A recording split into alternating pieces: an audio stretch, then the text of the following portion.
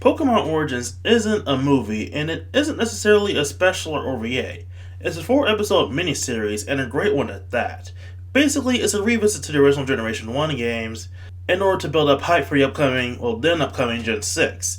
And a great pull for the old fans, including myself. It was originally released on Japanese television on October 2nd, 2013, in its entirety, basically as like a 2-hour movie. And then was released in the US was very different. The US release was on the Pokemon TV app, with the first episode released on November 5th, and subsequent episodes being released on the 18th, 20th, and 22nd, respectively. So, what's the actual plot of this little mini-series? As I stated before, the whole series is basically the plot of the Generation 1 games. So it focuses on the journey of Red, the main character from Generation 1, but considering each episode is only 22 minutes long, the entire thing's very condensed.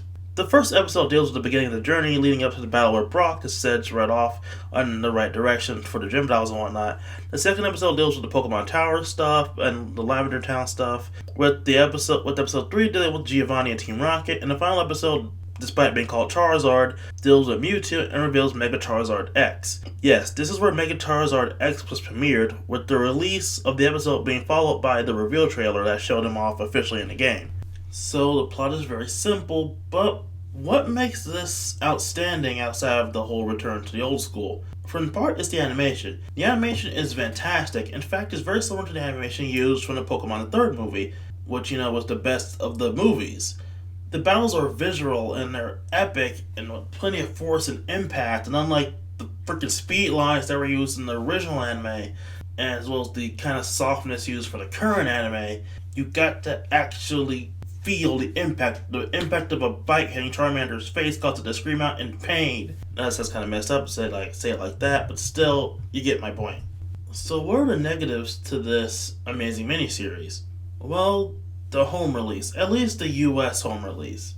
In Japan, it was a simple DVD and Blu-ray release, but in the US, we never got a DVD or a Blu-ray.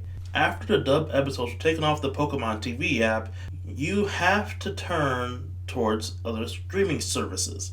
And for a time, the best one to use was Hulu, where you could watch it for free. However, now you can only watch them if you have a Hulu Plus account. And then from there else, you can also watch them on Amazon Video. It was also recently as in a few years ago, released on iTunes. So what's the problem with this? We don't have a DVD. This means just to watch one episode, you have to have some form of streaming service. There's absolutely no way around this. This is a major issue because you can't watch it without an internet connection. You have no way of viewing this awesome piece of Pokemon animation, and yes, it's not too much of an issue nowadays, but still a major pain. And if this is the only issue I have with this, that must tell you how good this whole thing is. And I'm going to be honest, I hope they make another one following the Gold and Silver games. I want to see something similar. Something for every generation of games after a time. This will be huge, and honestly will be the closest thing we got to getting Pokemon Adventure animated.